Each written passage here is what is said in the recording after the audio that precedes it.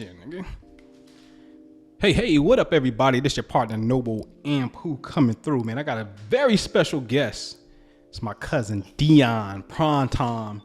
What up, man? What's going on? What's up, cuz? How you doing, man? Everything good, man. Yes, Just make sure we in the mic. And Happy so New anyway, Year. man, Happy New Year's, man. Yes, So we just gonna have an organic conversation. I don't have no questions. This is a new series that I'm launching. Haven't even figured out the name of it, but right now it's pretty much based off of organic, open conversations. And I'm gonna set the premise up why I brought my cousin on is because I feel like, and you may have heard me say for sure on YouTube, that men don't have safe spaces to talk about their feelings and the things that we go through, okay? And so what really prompted it is myself being in a relationship for 19 years, what feels and appears to be coming to definitely a boiling point, a breaking point of the utter ugly word of divorce, right? Right.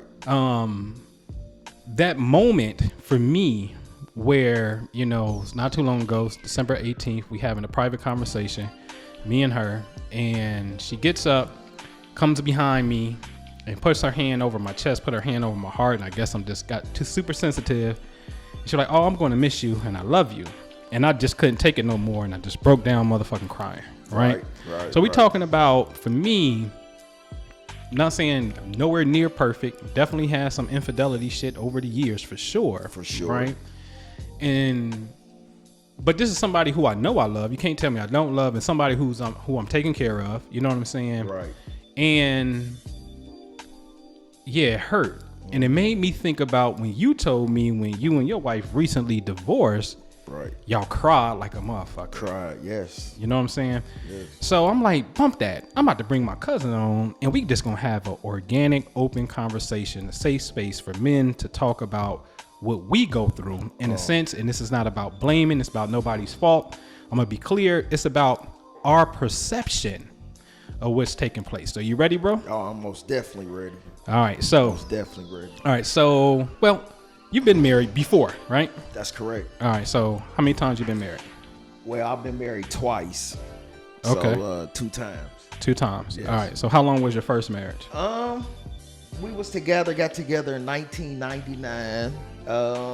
Dated, of course, proposed to her in 2004.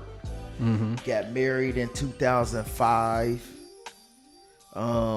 Didn't even last a year and a half, man. We was done by 2007. Okay, got you.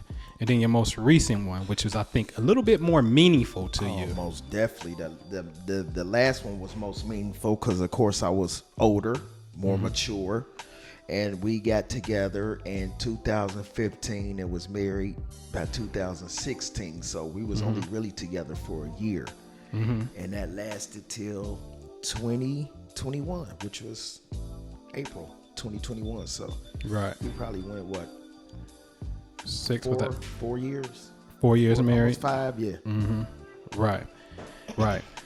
So for you, what do you think the cause of divorce was? I mean, most definitely, I'm gonna take most definitely a responsibility because there was some infidelity on my part. But at the same time, in a marriage, in a relationship, you have to communicate and you have to try to come together for a cause. And there was some things that I most definitely wasn't happy with, and you know, I brought it to the forefront. And I wanted to expand our horizon and do different things. And I guess it was against her belief. So, you know, just some things happen and you know, the infidelity happened. And, you know, the way that happened, of course, it wasn't something that she found out. She eventually found out, but it was through some other things. Right. So if I'm hearing this correctly, in a sense, you want to do some other things. So did you within yourself get to a point where you felt like maybe you wanted to open the relationship up and be with other people? Most definitely. I mean, I just felt like in a relationship, in a marriage, I mean, it depends on the person. Before I met her, I used to do a lot. I mean, threesomes, and you know, I used to do all types of things, man. Multiple women, and I had to put that aside when I met her because I was focused on her. Right. But as we start growing in our marriage, I wanted to, kind of open it up and see if that was an opportunity to just have some fun, like To get back to your roots. yeah, get back to my roots and just see if we can do that together. You know what I'm saying? Because to me, that's the thing, doing it together, and it just never came to fruition. I got you. So, man, and thank you for sharing. Because, see, this is what I'm saying, ladies and gents, right? So, I was having this conversation with my son, had it with my wife, and I'm like, me and my cousin, we grew up seeing our grandfather and grandmother married to 50 plus years, death do them apart until, our grandmother passed. Mm-hmm. And we live in a society where to get married monogamously, that is the norm, that is the goal to aspire to. Mm-hmm. And I never had a male figure come in my life and say, hey, wait a minute, you're about to get married to this woman. Is this woman monogamous? Mm-hmm. Are you monogamous? Mm-hmm. Have you ever been faithful? Because I realized that I have never, ever been faithful, meaning I have cheated on every single woman in a relationship I have been in since I started doing this thing. Right? And I wasn't true to myself, whether it be a lot of passion, whatever it may be. I just wasn't true to myself and was trying to align myself up with the ideal of what society and what the societal norm is supposed to be and look like. And so then we go through these shifts, which for me, it became more on a spiritual journey. And, I always told my wife, I just wanted you to travel with me. And when I go down this path and start grasping more information and I look to the side, you're not there and I can't hold a conversation with you in a sense. And then here's this woman that can, and then this void that I have, this emptiness that I have as men feel emptiness. And I'm not saying that it is the woman's fault at all. I just want you to understand what we feel. We feel that as well. And it's not correct to cheat and not let the other party know, because surely, that affects, it's not the agreement. 1, 2, it can affect the other person chemically. Right. You know what I'm saying? For sure. So speed us up though to, I don't know, let's go to, I don't know, let's want to go to a climax situation in the sense where, you try, what was your method of communication to try to get on the same board before this ship sinks? I mean, it was a situation where we, it was actually she brought the threesome conversation up. So, in the process of us just having normal conversations, she used to be fascinated by the stories I used to say. Like, she used to be fascinated by the stories, like me telling her of the threesomes I used to have and the stories I used to have. So by her getting fascinated about the stories, I was thinking, maybe she may be interested. So one day she booked us a trip and we was going up to some kind of it was a very nice hotel. So she booked us a trip, and on the way up there, she looked at me and was like, tell me some stories. And I looked at her like, so she liked to, she used to love to, hearing stories of my sexual experiences and stuff. So I was like, all right, well, okay, I got a lot of stories to tell. So, okay, it's a 3-hour trip. So, she liked it, which come to find out, I heard that from when we ended up doing counseling, he said, man, that was the worst thing you ever did. But I found that out later. But anyway, so, I'm telling her these stories and she smiling ear to ear, and, she's fascinated, and she, oh, wow. And then, so that conversation ended up to, oh, well, that's maybe something I want to do. So I looked at her like, you know what I'm saying? Because that was the conversation, is about threesome. So I'm like, oh, you would be interested? So in the process of her saying she would be interested, she started naming girls like, well, I'll let that girl do it, or I'll let her do it, or nah, I don't know about her. So I'm like, oh, wow. So basically she put the conversation in my head because I wasn't gonna touch it. Right. So she put the conversation in my head to, she might be interested in it. And that was the wrong thing to do because she basically opened Pandora's box for me. Because now my mind is running 1,000 miles a minute. Now I'm fascinated by the idea. And at the time, I thought it was cool, but then it just turned out to be the wrong thing to do because now I'm fascinated by the idea. And now I want to make it happen. And come to find out, that was something that she really didn't want to do. And I was cool with it, but, like I said, she opened Pandora's box, and I started thinking about... So basically, the rule is when she started asking me about stories, and I'm telling her these stories of my past, all it's doing is opening up them ideas again, because those was fun times for me. And I'm not saying I didn't have fun times with my wife, but, one-on-one is totally different from one man and two women. That's every man's fantasy. Well, I ain't gonna say every man's, but I guarantee at least 90% of the men on earth has thought about or have wanted to have sex with two women. So, I had the opportunity over 20 something times to be able to make that happen. And it was something that I love. And when I met her, I wasn't, I noticed that our sex wasn't the best at the time because of certain things she was dealing with. And I'm used to dealing with multiple females, and the sex was just better. But I put the sex aside because I wanted to be with her. And to be honest, man, wrong thing I ever did, because eventually it's gonna come back to haunt you. And one thing I can say, man, I tried to communicate. I tried to, let her know how I feel, and just tried to do new things. Like, let's experience. Cause no disrespect, man, that's why I feel like white people, man. I feel like white people, that's why they can go 30 years, because I've heard so many stories of white people of bringing women home, and the wife will point a woman out, and you know what I'm saying. So it's a crazy situation, man, but that's kind of where everything happened. But Gotcha. So how do you get to or how did y'all get to that point where it was like, enough is enough, it's time to break up? You know what, man, to this day, as I speak to you right now, I'm still not at that point. She is.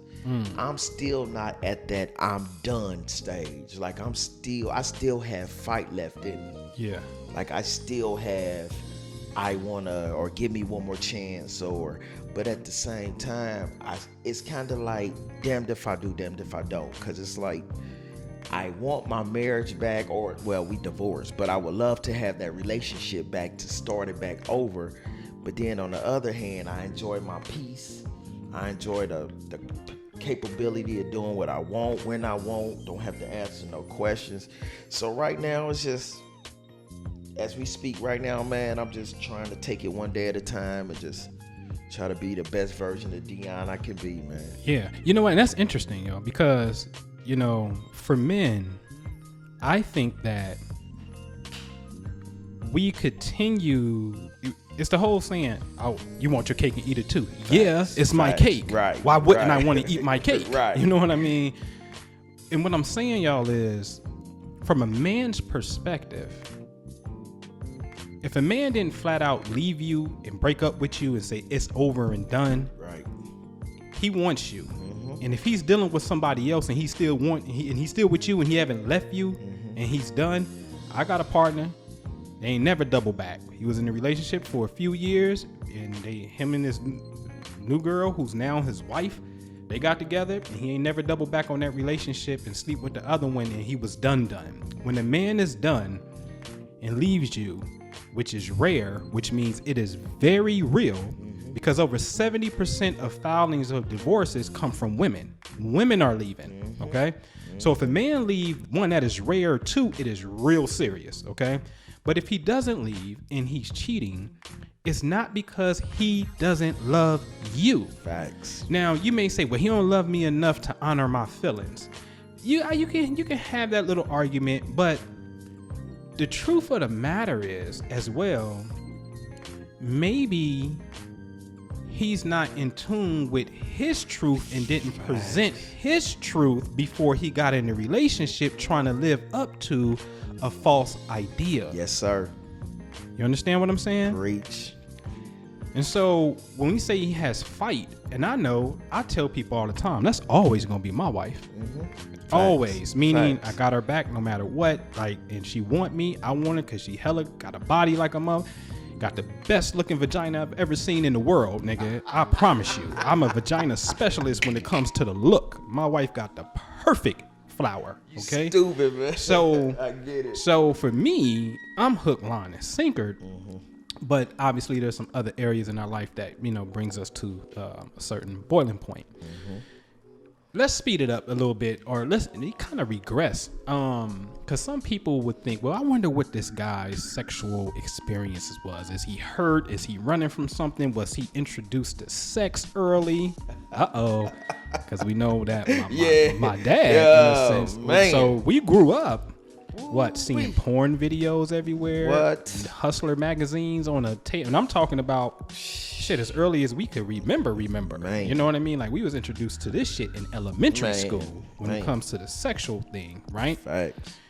Coming home after school, throwing in the tape, jacking off, coming on tissues and shit, right? I mean, she's speaking facts, man. Right. So now, how much of, let's just say, being introduced to the sexual nature at an early age and then being overstimulated at such an early age, do you think that plays a role into your sexual appetite today? And is it healthy?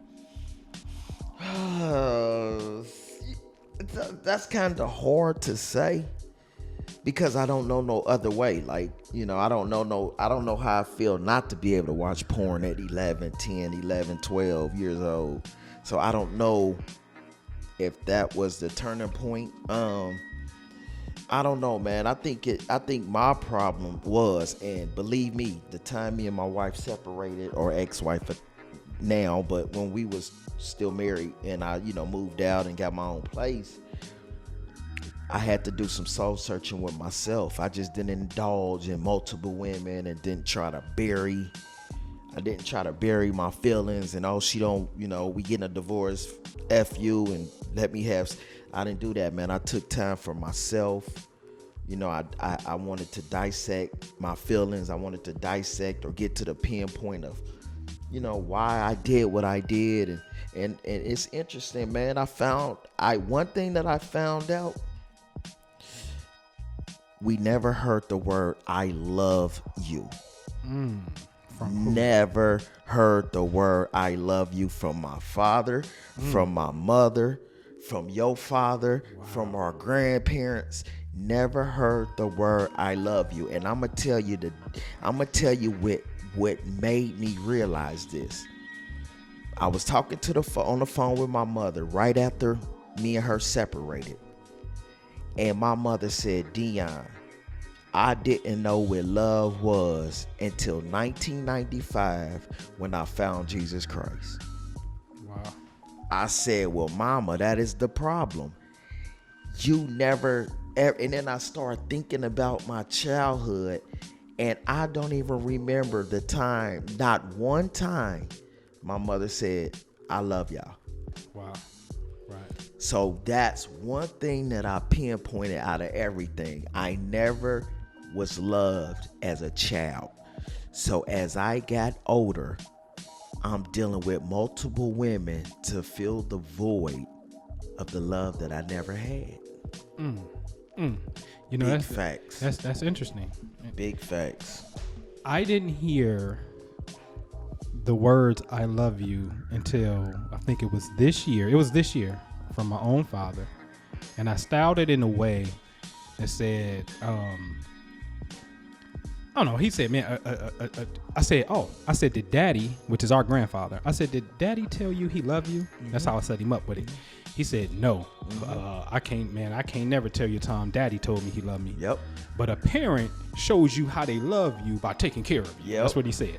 So he's an excellent provider, as we know, right? And so I said, okay. I said, now, I know that you love me based off of, based off of what you can loosen this up if you need to. Oh, that's cool. Yeah, That's cool. Yeah, cool. Oh, okay. Yeah, hold on. Got it where you want it? Yeah, that's cool. So, I'm like, I know you love me based off of caring for me. Right. But I never heard it. Tell me the words. Never heard it. Tell me the words. Yep. And he said, I love you. Yep. And so then later, he was down the hill and we stopped past there. He's putting a light in his headlight and no brake light in his Volkswagen. He's like, hey, do me a favor, run to AutoZone on 3rd Street and give me a light. And I said, all right, cool. And as I'm going to the truck, he said, no. He said, tell me you love me. And he put it back on me. And I said, oh man, I love you, man. Let me give you a hug. But he also said something else after that, before we got to that point. I think we was outside and he said, you remember you told the twins that they asked you, would you take care of your dad when you get old or something like that? And you said you weren't coming back here or something. And he totally misinterpreted. But I had to tell him, like, Dad, what I mean by that is it's hard to see.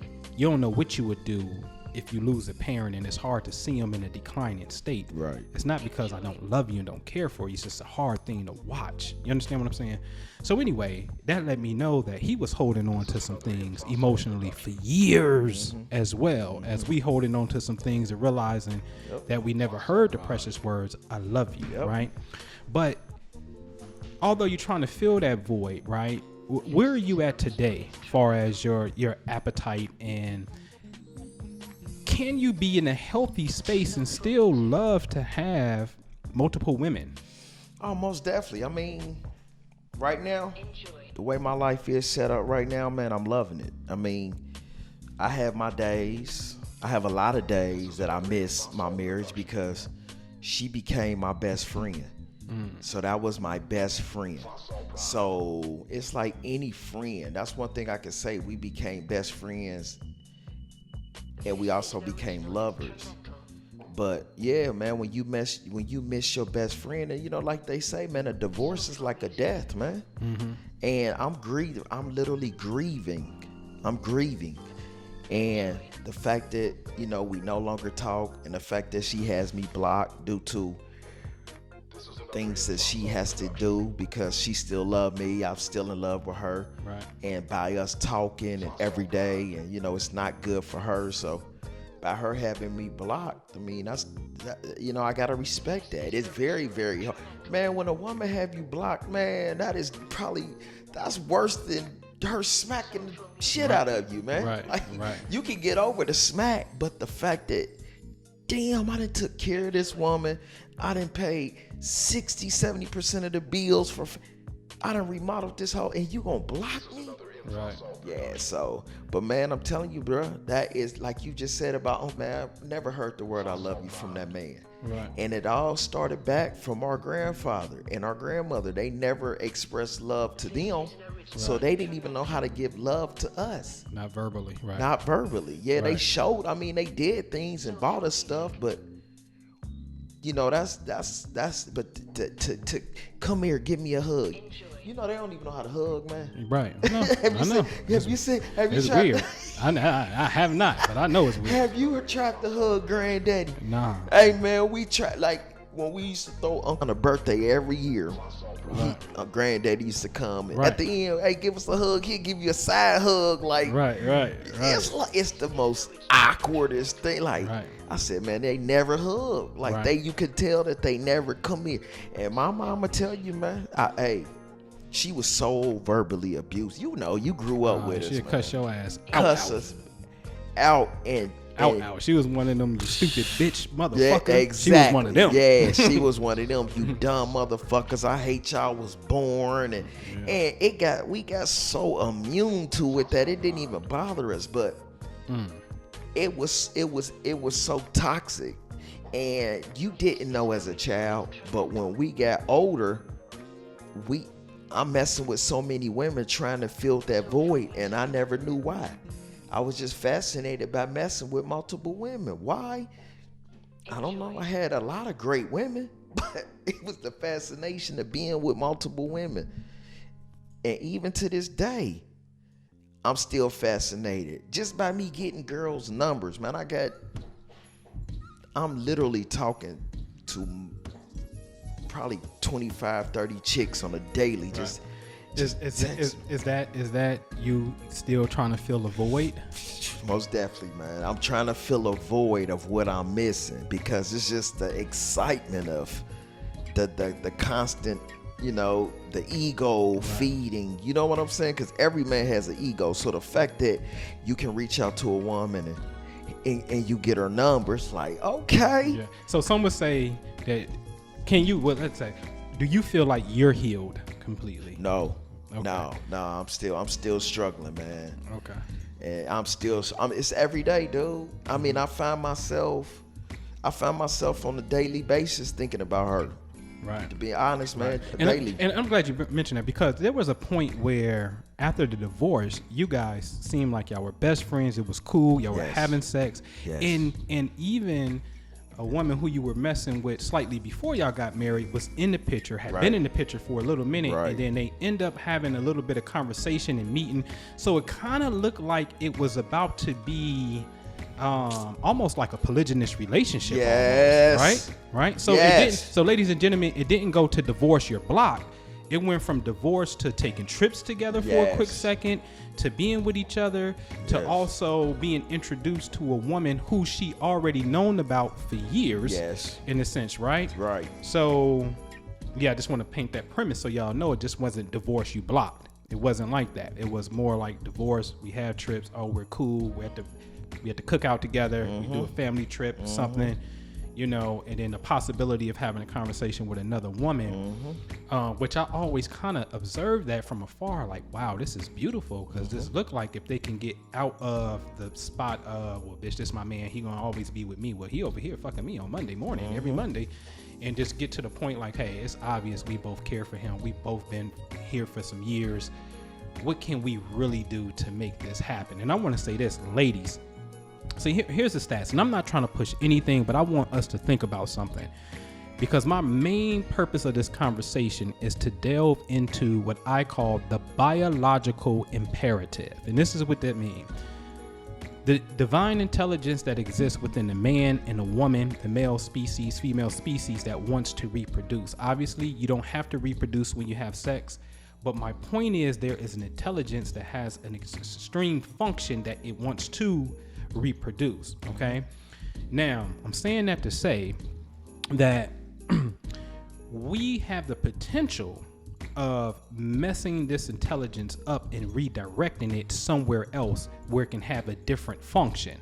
And what I mean by that is, if the stats are correct, and let's just say hypothetically they are, we have always been told that there's more women on the earth than men. So for African American women right now, last stat I saw, it was 21 point something million. For men, it's 19 African American men. There's almost 2 million. There's 1.8 difference. It's almost 2 million women who would not have a man if everybody coupled up today. Now let me tell you about the biological imperative.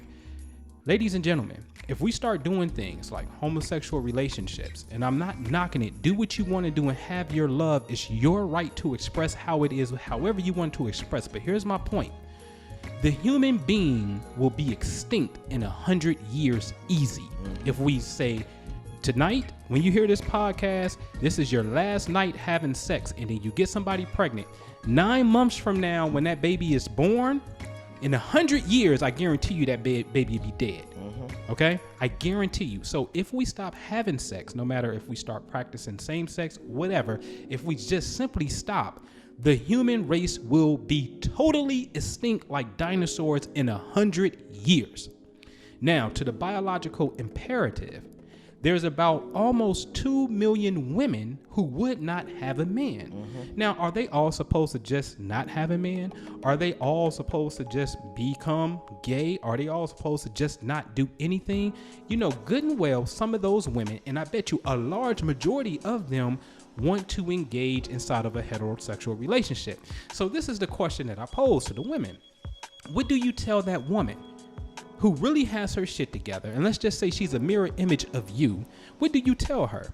Sorry, bitch, wait till we break up. You better go get another motherfucker because you ain't getting mine. Sorry, bitch, be gay, it ain't my problem. Like, what do you really say? But most importantly, what is the biological imperative doing? I had this conversation with my people, right?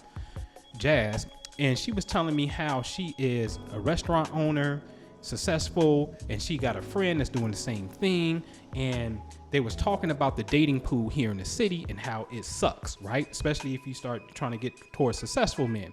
The successful men that they would date were married, and Jazz says, I think I'm about to start dating women. And the woman says, I think that's not a bad idea. Right. And so when I saw that, for the men I'm speaking to now, that shit crushed me and hurt my feelings, because for them not being able to have a masculine energy in their life, they have now considered to have same-sex relationships. And I had to tell her, men don't do that shit. Men don't be like, hey, yo, Deon, man, me and you cousin, nigga, everything, hey, nigga, we getting money together, we doing everything together. These women getting on the nerve, hey, man, let's just be in love with each other, bro. We don't do shit like that. That is not a man thing. But I guess women with this need to feel love, and you have to agree that in our society, it's a little bit more acceptable to have women on women relationships, right. 2 women in the bed with 1 man. Right. It's just a little bit more acceptable. And when I saw this, man, that shit just crushed my heart to think that we are killing or redirecting the biological imperative to do something else. Meaning adaptation and evolution will try to figure out something else to do to survive. And that becomes very, very endangering to the species. I want to put that out there, man. So, man, let's get into we really can almost really wrap this thing up, man. So you would say for sure you're still in the process of healing. Right. Okay. And so now for you can, since you can admit that, I guess it's because you're not in a committed relationship right now, right? No, not at all. So it's about fun. Most definitely. Sense. Let's just have fun, be open, be honest, transparent. That way you're not jumping into a new relationship and you're unhealed in a sense, and it's going to create more dysfunction, right? Well, man, I think that's really about it. You know what I mean? Yeah. Hey, man. Give us, get a men, and oh, by the way, because he mentioned this about every man's drink. That's not one of mine in a sense, ladies and gentlemen. To have two women, because my ego's too fragile, and I'm like, damn, she like that more than she like me. That's my job. What the hell? She eating the cootie better than I'm eating it. What the hell? And then let alone be in a relationship and they doing that shit and I ain't around and I ain't know about it. No, I'm too fragile. I can admit it. I'm too fragile for that shit. So no, I don't want no woman doing what I want to do to a woman. Sorry, you know what I mean? That's me. But I can totally get how it can be fucked. I totally understand. You said you too fragile. Oh hell yeah, my ego too fragile for that shit. My girl, out. When the hell y'all go off and do that? I come home, y'all doing it, and then I may want something, and then you tell me no, but then you just gave her the last 3 times y'all been doing it. But when I want something, I get a funky attitude. Oh hell nah, hell no, nigga. No, I'm too fragile, nigga. I can admit it. Ego man, way too fragile. One thing, well, yeah, to each his own, man. One thing you just gotta kind of like, in my position or my circumstance, it's just, and see, this is, I'm gonna tell you, bro, this is why it's killing me the most, man. I've had a lot of good women. I've had a lot of good sex partners, but it was only woman that I ever loved. And that's this woman. And that's the reason why it's killing me the most now, because I always kept a woman arm's reach. I never let a woman, and this from my mother. And like I said, this all stems from my childhood of not being loved and not knowing what love is. So when I get older and start dating women, I don't know what love is. So this is where it all goes back to. So that's why you mess with multiple women and you don't get serious, because you don't know. Well, I didn't know what love was. I never knew. Like my first wife, I loved her, but I wasn't in love with her. And the crazy story, I don't even think you know this. I married her because our grandfather. No, I didn't know that. Me and this dude had a conversation. He said, "Won't you marry that girl, man? Right.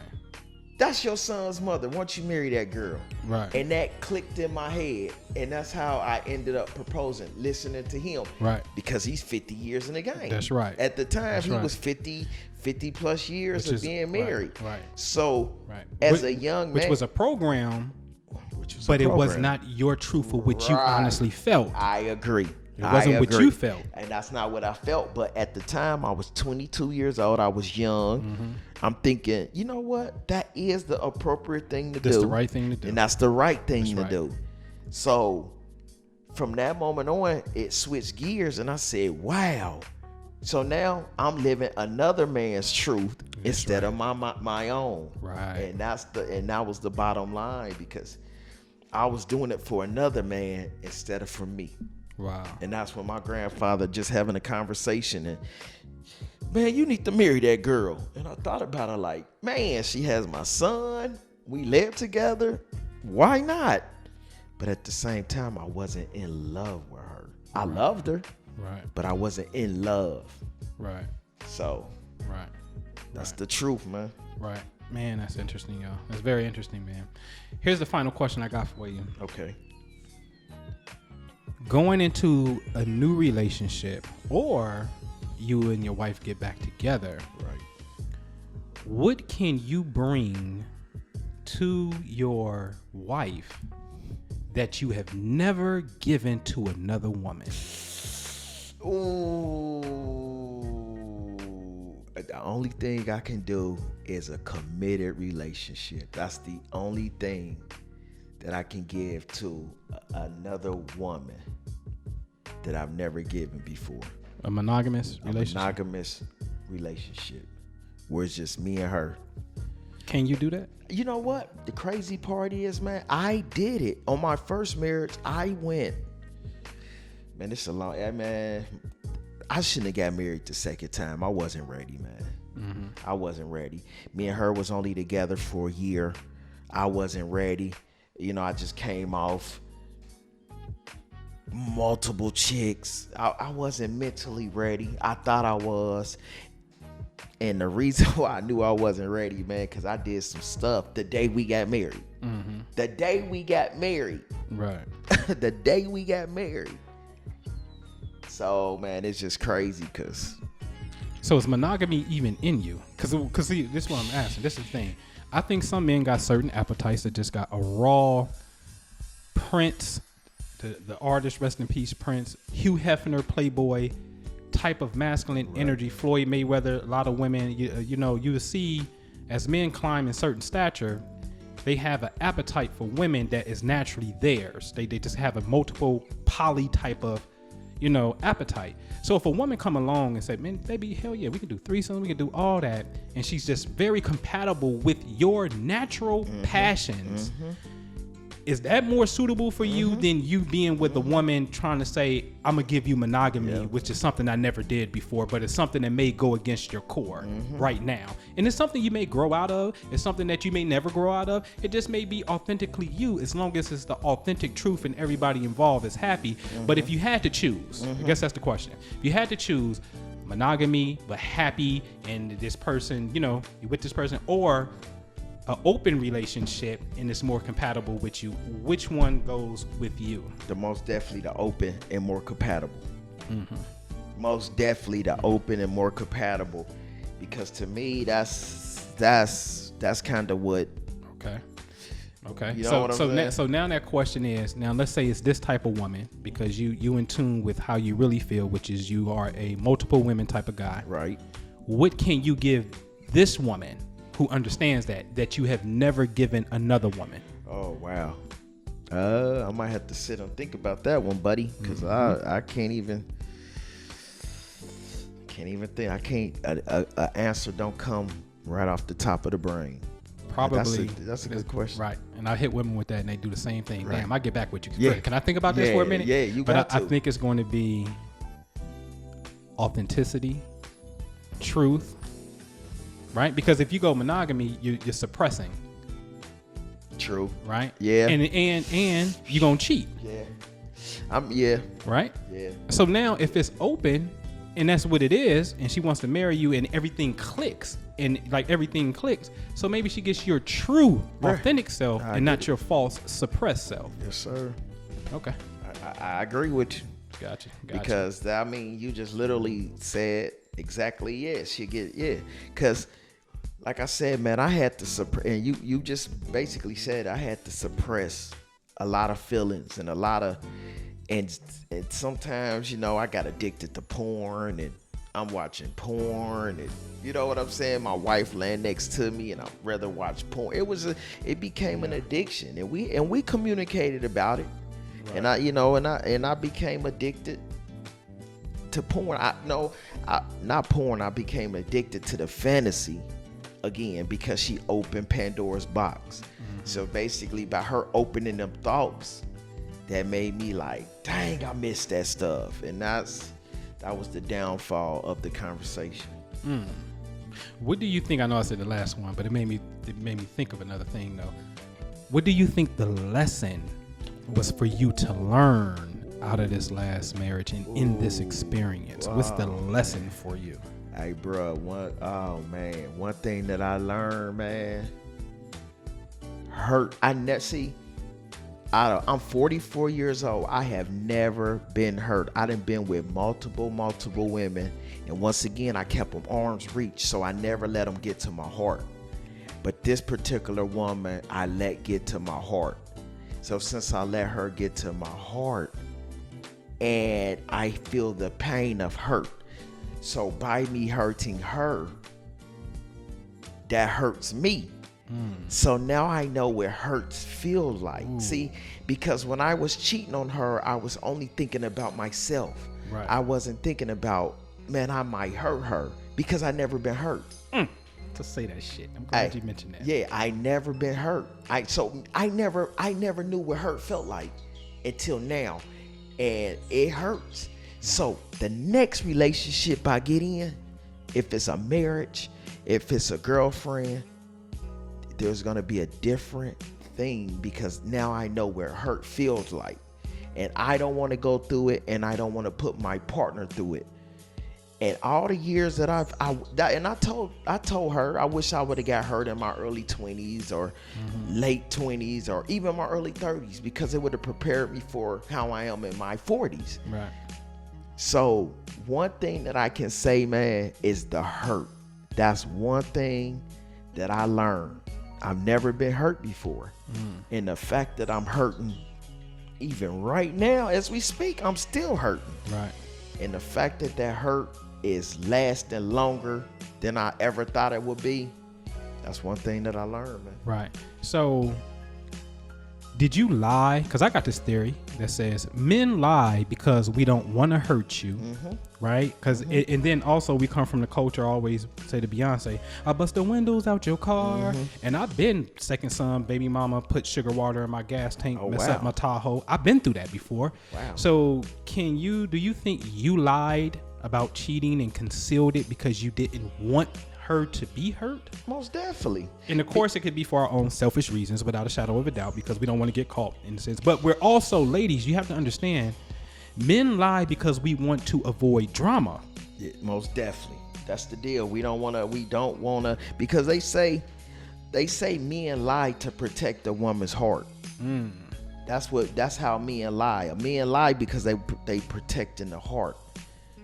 And man, it's crazy, man. Because like I said, I didn't even have a chance to lie. So when she found out about everything, I had to man up, because it was no use to lying, because it was written on the wall. So I didn't even get a chance to lie. But I get it. But the lie of coming home smiling in her face, knowing what you did. Well, most definitely, that was possibly having sex on the wedding day, and she don't know, and you're smiling at the altar. Right. You know what I'm saying? Right. Yeah. Well, that was deep, most definitely it. That was deep. Most definitely the lie that I was living. Cause that was that. Yeah. So I was living a lie, really. And let me be clear, ladies and gents, especially ladies, I'm not trying to say it's okay for us to lie because we don't want to hurt your feelings. My wife has told me, she's a Sagittarius, and Sagittarius want truth. She said, the truth is sexy to me. Don't spare my feelings. Tell me the truth, damn it. And I do not have the balls to do it. Because I think it's going to be painful. I don't want to see her hurt. Right. If she cry and get depressed and stressed out, that's going to fuck with me. Is it selfish? I guess it is. And I'm not saying it's okay. I want to be clear about it. Right. I'm not saying it's okay. I just want to bring you into the male psyche where we're taught that it's going to be some trouble. And you know it's going to be trouble because you did it. Yep. It's like a little kid getting in trouble. They're going to lie so they won't get in trouble, right? Exactly. And I'm not saying it's okay. But it doesn't take away the fact that as men, we have fear factors associated with our behavior. And if we can be honest up in the front and have a safe space to talk about how we are in relationships before we choose to engage in them, then the world could be indeed a better place. And my last words for the ladies would be, I believe you ladies have so much more depth than you're willing to give yourself. Because like in Deon's situation, you know, the wife met the other woman, known she has been there for years, and it looked like it was some conversation for a minute, the potential of dealing. But here's the key. She dealt with you after the fact, after knowing. I know plenty of women, my own experience with my own wife and other people. Women, you don't stay around because you're dumb. You don't stay around because you have low self-esteem. I don't believe that. I know that deep down inside of your nature, you have the ability to be able to deal with it. And it's a tough conversation to have because remember, there's almost 2 million women who don't have a man. And it's a fact that a man could have sex tonight and one ejaculation, he can populate the entire United States of America. So to a degree, nature has to compensate. Man is quantitative because he has millions of sperms, and a woman is qualitative, okay? So you have much more depth than you're willing to give yourself, and the reason you stay is because you do love, but the truth of the matter is because you do have the capacity, and these kind of conversations need to be had when there's an open relationship or you've been in a relationship where you've been cheated on in a sense, but you took them back. Really start exploring why you did. And if we can be very mature about it and start to move in a more righteous, open, clean, honest, spiritual direction with it, we can make this place a better place on how we relate. Because what we're doing is creating so much dysfunction on a lot of levels, because now a person's depressed, they're associating you with the depression, rightfully so, that's their perception. Now you're hurt, you go into another relationship, that hurt is there, you can start having kids, and then and this cycle just starts to repeat itself because we're not being honest about the facts of the matter. The facts of the matter, man. So thank you for sharing, man. Thank you for your transparency, man. We appreciate you. And we signing off, man. We're signing off. We up out of here. Peace and love. Yes, and sir. what we say, keep it light.